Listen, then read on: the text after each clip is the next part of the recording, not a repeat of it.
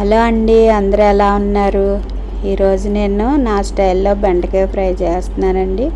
బెండకాయలు బాగా కడిగి చిన్న పీసెస్ చేసుకొని పక్కన పెట్టుకున్నాను.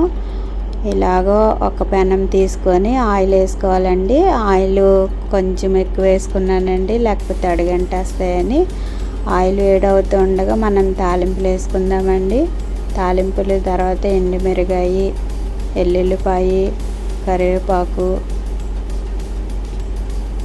కొంచెం సరిపడంత చిన్న పీసు అల్లము కోరి వేసుకున్నానండి. నేను అల్లము ఎక్కువగా అన్నిట్లో వేస్తూ ఉంటానండి. ఒక ఉల్లిపాయ,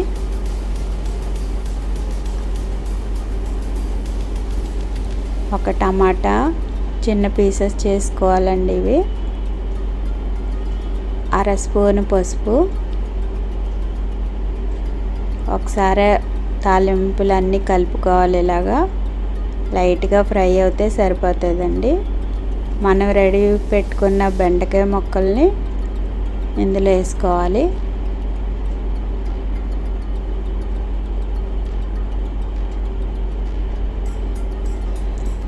బెండకాయలకి సరిపడంత సాల్ట్ వేసుకోవాలండి.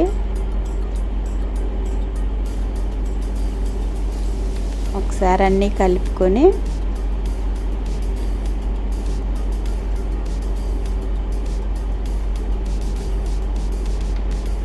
ఒక్క 5 నిమిషాలు మూత పెట్టి ఉంచుకోవాలండి. కొంచెం మగ్గినట్టు అనిపించే కదండి మూత తీసిన తర్వాత.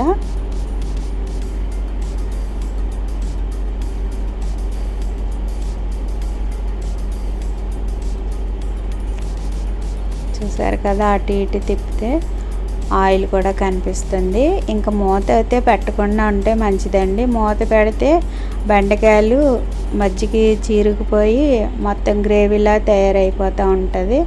అందుకని మూత పెట్టకూడదండి. కొంచెం మగ్గితే సరిపోతుంది, ఇంకా మూత పెట్టకూడదు. ఇలా నేను జీడిపప్పులు, పల్లీలు వేసుకున్నాను.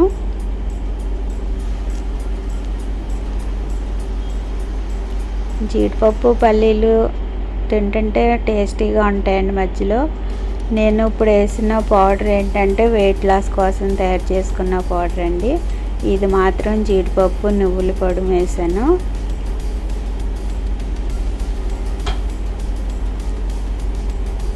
వెయిట్ లాస్ కోసం అయితే నేను ఒక పౌడర్ చేసుకున్నానండి. అది అన్నిటిలో ఫ్రైల్లోని కర్రీల్లో కూడా వేస్తూ ఉంటాను.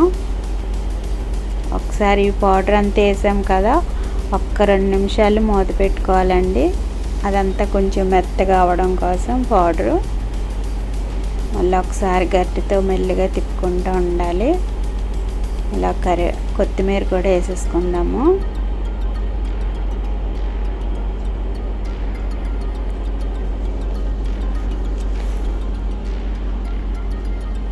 దగ్గరికి వచ్చిందండి, ఇంకా అయిపోయింది, రెడీ అయిపోయింది మన బెండకాయ ఫ్రై.